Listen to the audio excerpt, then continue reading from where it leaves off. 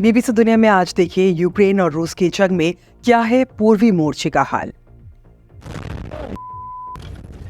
Ukraine के पूर्वी मोर्चे पर हो रही है भीषण लड़ाई। दक्षिणी मोर्चे पर यूक्रेन को भले ही मिल रही है बढ़त, लेकिन पूर्वी मोर्चे पर आगे बढ़ रही है रूसी सेना।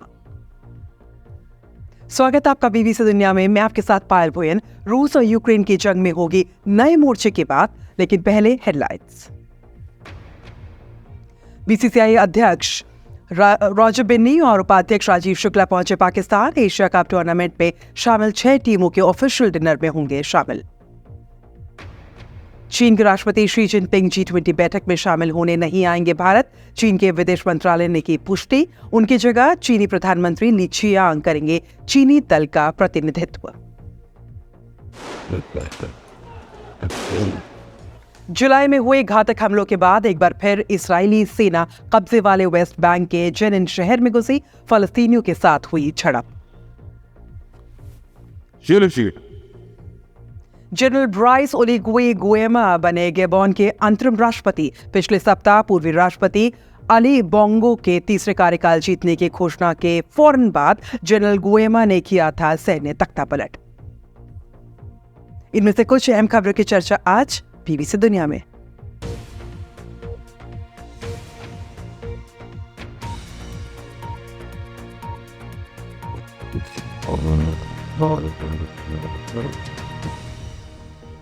यूक्रेन के राष्ट्रपति ज़ेलेंस्की अक्सर यूक्रेन के जवाबी हमले का जिक्र अपने भाषण में करते रहते हैं, लेकिन यूक्रेन के इस जवाबी हमले के बावजूद एक मोर्चा ऐसा है जहां रूसी सैनिकों को बढ़त मिल रही है। कौन सा है वो इलाका और क्यों मिल रही है रूस को बढ़त? कवर स्टोरी में आज इसी की बात।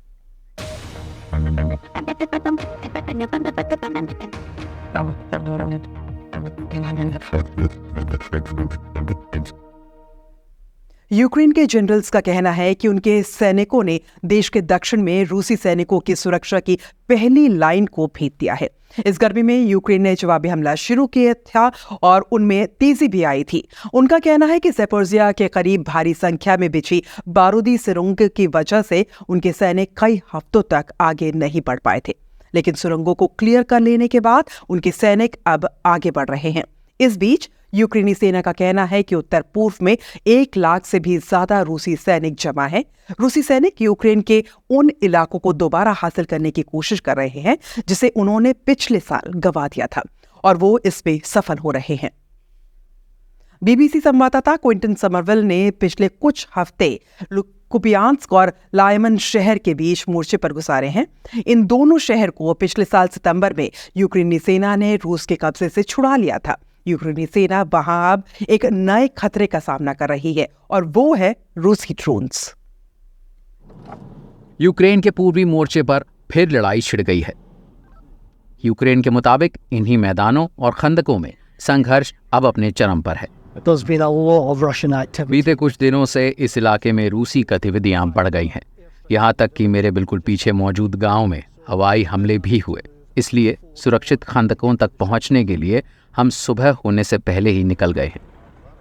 करीब 1 साल पहले उन्होंने कुपियांस्क के दक्षिण से रूसी सेना को खदेड़ दिया था, लेकिन दुश्मन वापस लौट रहे हैं।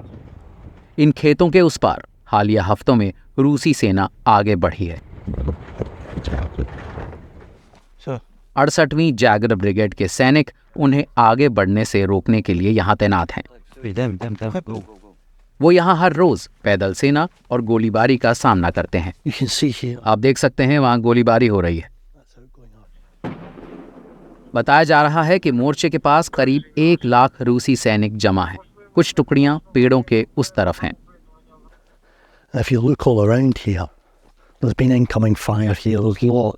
अगर आप यहाँ आसपास देखेंगे, यहाँ आग के गोले बरस रहे हैं। बहुत नुकसान हुआ है, इसलिए छिपने के लिए बहुत सारे गड्ढे बनाए गए। इस वक्त पूरा फोकस यूक्रेन के दक्षिणी हिस्से में चल रहे जवाबी हमलों पर, जबकि यहाँ पूर्वी और उत्तरी हिस्से में भयानक लड़ाई चल रही है। दक्षिण यूक्रेन में उन्हें कुछ कामयाबी मिल रही है, लेकिन यहाँ पूर्व में रूस आगे बढ़ रहा है। ये जंग कई मोर्चों पर चल रही है। इससे रूस पर बेशक दबाव पड़ रहा है, लेकिन इससे यूक्रेन पर भी दबाव पड़ रहा है। इसलिए दक्षिण और पूर्वी हिस्से में और यूक्रेनी सैनिकों की मांग हो रही है। This is front line, yeah. Andrey हमें आगे ले जा रहे हैं, लेकिन रूस के ड्रोन ने हमारे कवर लेने से पहले ही उनकी गाड़ी को देख लिया। उन्होंने कहा, हमें जाना होगा, कार में बैठो। कुछ ही मिनटों में दर्जनों गोले गिरे। हम पहली बार एंड्री से जून में मिले थे, जब वो वेलिका नोवासिल्का के आसपास दक्षिण के जवाबी हमले से लड़ रहे थे। उनके मुताबिक ये पूरी मोर्चा कहीं ज्यादा खतरनाक है। Великий Новосілки було. वेलिका नोवोसिल्का कम खतरनाक था। यहाँ के मुकाबले वहाँ बहुत कम सैनिक थे और यहाँ इनके पास ज़्यादा हथियार भी हैं। हर चीज़ ज़्यादा है, इसलिए यहाँ हालात ज़्यादा खतरनाक हैं। उसे ज्यादा कामयाबी नहीं मिली, लेकिन कुपियांस्क से लेकर लाइमन तक रूस फिर उठ खड़ा हुआ है और सेरेब्रियंस्की के जंगल में लड़ाई ज्यादा भीषण है। हम जंगल में बहुत अंदर तक जा रहे हैं, यहाँ बहुत लड़ाई चल रही है। आज सुबह यहाँ गोलीबारी हुई थी, शायद कुछ घंटे पहले। आप देख सकते हैं कि ये अब भी जल रहा है। इस पूरी जगह ड्रोन और मिसाइल सिस्टम से बम गिराए गए। आप देख सकते हैं पेड़ों के ऊपर वाला हिस्सा नहीं है। सैनिक यहाँ भारी बमबारी की तुलना पहले विश्व युद्ध की वृंदू की लड़ाई से कर रहे हैं, लेकिन यहाँ एक और खतरा उनके सामने है, ड्रोन्स।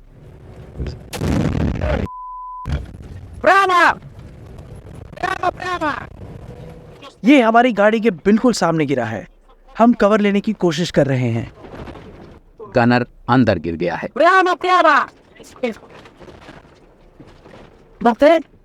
वो ठीक है, उन्होंने सिग्नल पर बताया। ये ड्रोन अटैक था जो हमारी कार पर किया गया, एक रूसी ड्रोन। उन्होंने हमें देखा और ड्रोन भेज दिया। अब वो हमें ढूंढ रहे हैं। हमें तेजी से आगे बढ़ना होगा। अपनी पोजीशन से हम सिर्फ कुछ 100 मीटर की दूरी पर हैं।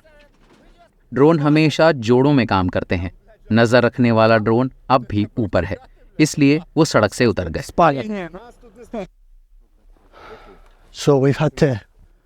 तो हमें रुकना पड़ा। यहाँ खतरा ये है कि आप जंगल में जितना अंदर जाते जाएंगे, कवर उतना अच्छा नहीं मिलेगा। लगातार रूसी गोलीबारी हो रही है, जिससे यहाँ कुछ पेड़ों को आग लग गई है। यहाँ कवर लेने के लिए पेड़ नहीं बचे हैं, इसलिए हमें सड़क से उतरना पड़ा। ऊपर ड्रोन उड़ रहे हैं और हमने अभी देखा कि वो क्या कर सकते हैं। सैन्य ट्रक के मोटे कवच और ड्राइवर की होशियारी से अंदर बैठे सभी लोग सुरक्षित रहे, लेकिन इन इलाकों में रहने वाले आम लोगों के पास ऐसा सुरक्षा कवच नहीं है। कुपियांस्क के आसपास रहने वाले लोगों को उनके घरों से निकाला जा रहा है।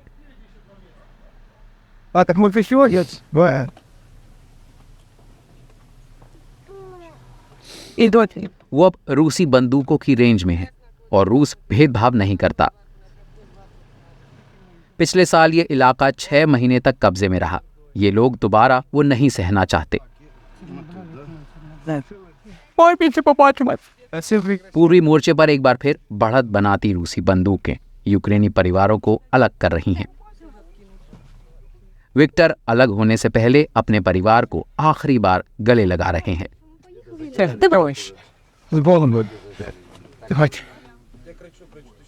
सोफिया सिर्फ 5 महीने की है। उसका यहाँ रहना खतरनाक है। आप क्यों जा रहे हैं? क्योंकि यहाँ बहुत डर लगता है। मैं अपने बच्चों को सुरक्षित रखना चाहती हूँ। पता नहीं कब बम गिर जाए। पता नहीं हम बचेंगे या नहीं।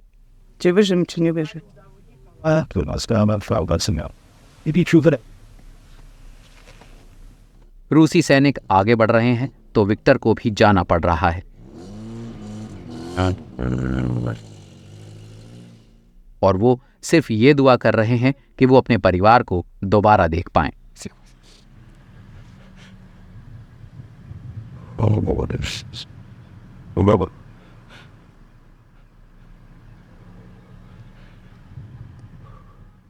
खबर दक्षिण कोरिया से, जहां हजारों शिक्षक हड़ताल पर हैं और रैलियों में शामिल होकर अपने उस सहकर्मियों को श्रद्धांजलि दे रहे हैं जिसने खुदकुशी कर ली। टीचरों का कहना है कि बच्चों के माता पिता स्कूल के स्टाफ को धमकाते हैं। इसी वजह से टीचर बेहतर सुरक्षा की मांग कर रहे हैं। जुलाई के महीने में एक युवा टीचर ने आत्महत्या कर ली थी। और जानकारी दे रही हैं बीबीसी संवाददाता Jean Mackenzie. The government is listening. सरकार का कहना है कि वो अध्यापकों की बात सुन रही है। सरकार ने ऐलान किया कि वो ऐसे नए कदम उठाएगी जिससे टीचरों को बेहतर तरीके से सुरक्षा मिल पाएगी। पर टीचर्स का कहना है कि सरकार को चाइल्ड वेलफेयर एक्ट के बारे में कुछ करना चाहिए, जिसका गलत इस्तेमाल बच्चों के माँ बाप कर रहे हैं और वो उन टीचर्स को हटवा रहे हैं जिन्हें वो पसंद नहीं करते। इस एक्ट का मकसद है उन टीचर्स को अपने पदों से हटाना जिन पर बच्चों के शोषण का आरोप लगता है। पर ये एक बहुत गहरे सामाजिक मुद्दे की ओर ध्यान खींचता है। दक्षिण कोरिया के समाज में कंपटीशन की काफी ज्यादा भावना है और यही दबाव बच्चों पर आता है। और अब हम देख रहे हैं कि टीचर्स भी इससे अछूते नहीं है। कीनिया के नैरोबी में आज से 3 दिन का अफ्रीका क्लाइमेट समिट शुरू हो गया है। वहीं दूसरी ओर देश के ग्रेट रिफ्ट वैली इलाके में बैरिंगो झील के आसपास रहने वाले लोगों ने जलवायु परिवर्तन को लेकर अपनी सरकार के खिलाफ केस कर दिया है। लोगों का आरोप है कि पिछले 1 दशक में जलवायु परिवर्तन के कारण झील में पानी 2 गुना हुआ है और इसकी वजह से उनकी पैतृक जमीन पूरी की पूरी पानी में डूब गई है। इन लोगों का कहना है कि ये जमीन उनके लिए कई पीढ़ियों से आय का साधन थी। देखिए बीबीसी संवाददाता मर्सी जुम्मा की रिपोर्ट। ये यहाँ रोज होता है। लेक बैरिंगो के तट पर महिलाएं मछलियां साफ कर रही हैं। वहीं पास में खतरनाक मगरमच्छ भी घूम रही हैं।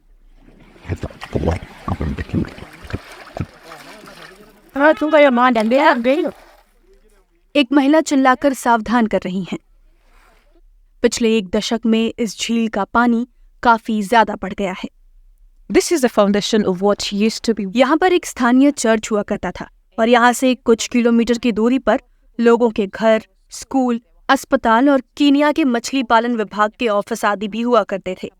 यहाँ पर पक्की सड़क भी हुआ करती थी, लेकिन आप ये कह ही नहीं सकते कि यहाँ कभी ऐसा कुछ था, क्योंकि ये झील सब निगल चुकी है और लोगों को यहाँ से निकलने को मजबूर होना पड़ा। अब वे लोग कहीं और रहते हैं। हाँ, वो यहाँ वापस भी आते हैं। यहाँ पर महिलाएं कपड़े धोती हैं, इस बात की चिंता किए बगैर कि पास में ही पानी में काफी सारे मगरमच्छ हैं जो कई बार हमला कर देते हैं। इस झील से पानी लेते वक्त विनी के पैर पर मगरमच्छ ने हमला कर दिया था। काफी वक्त पहले जब यहाँ बाढ़ नहीं आई थी तो हम खेती करते थे, लेकिन अब बारिश होती है तो हमें केवल नुकसान और तबाही झेलनी पड़ती है। हम भगवान से प्रार्थना कर रहे हैं कि वो हमारी मदद करे। पर्यावरणविदों का कहना है कि पिछले 1 दशक में इस झील का दायरा लगभग 2 गुना बढ़ चुका है। इसकी वजह है भारी बारिश, और बारिश का संबंध जलवायु परिवर्तन से है। कीनिया में पहली बार कानूनी मामला सामने आया है, क्योंकि जलवायु परिवर्तन से प्रभावित लोगों ने अपनी सरकार के खिलाफ ही मुकदमा दायर कर दिया है। हम एक निष्पक्ष फैसला और उचित मुआवजा चाहते हैं। हम चाहते हैं कि वो स्कूलों और पुलों की मरम्मत भी करवाएं। यूनाइटेड नेशंस एनवायरनमेंट प्रोग्राम के अनुसार दुनिया भर में जलवायु परिवर्तन से जुड़े कोर्ट केस पिछले 5 सालों में 2 गुने से भी ज्यादा हो गए हैं, क्योंकि लोग कार्रवाई और न्याय चाहते हैं। जब कोर्ट कुछ फैसला लेगा तो हो सकता है कि वो कुछ ऐसे दिशा निर्देश जारी कर दे जिससे जलवायु परिवर्तन कानून के मामले में एक नया रास्ता निकले। और ये सिर्फ कीनिया के लिए ही नहीं, बल्कि अफ्रीका के दूसरे देशों और दुनिया भर में इस फैसले की मिसाल दी जाए। झील के पानी बढ़ने के कारण हुए नुकसान की कहानियां रूह कपा देने वाली हैं। स्थानीय लोगों का कहना है कि भारी संख्या में लोग पानी में समा गए और फिर उन्हें दोबारा कभी नहीं देखा गया। यहाँ कई लोगों के पास जाने के लिए कोई दूसरी जगह नहीं है और यहाँ रहने पर खतरा रोज बढ़ता ही जा रहा है।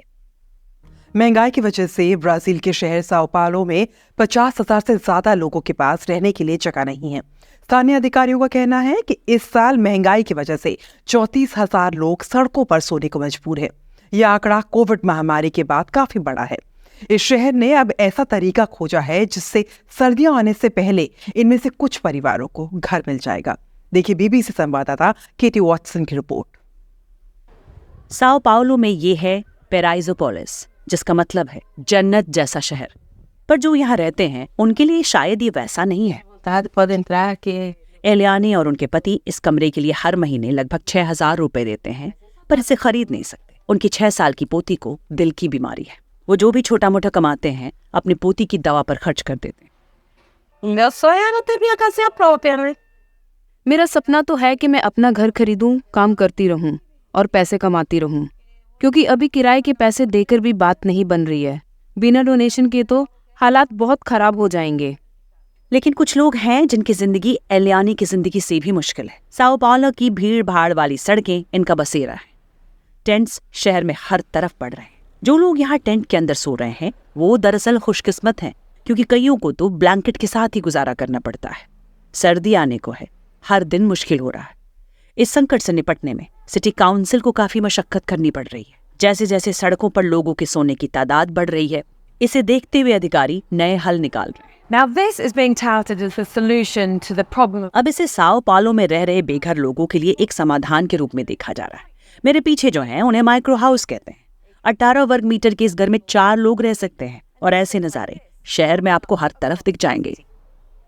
डानियाला अपने पति और 2 बच्चों के साथ ऐसे ही एक घर में रहती हैं। कोरोना की वजह से दोनों ही बेरोजगार हो गए।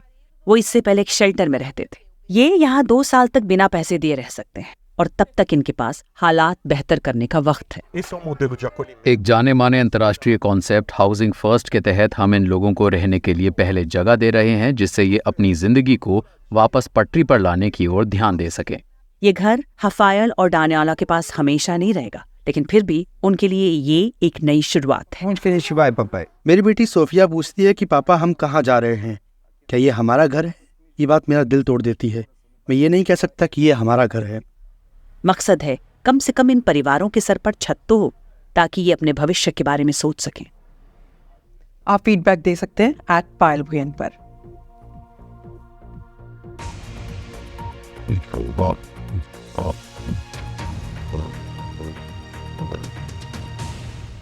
Pet, pet, pet, pet.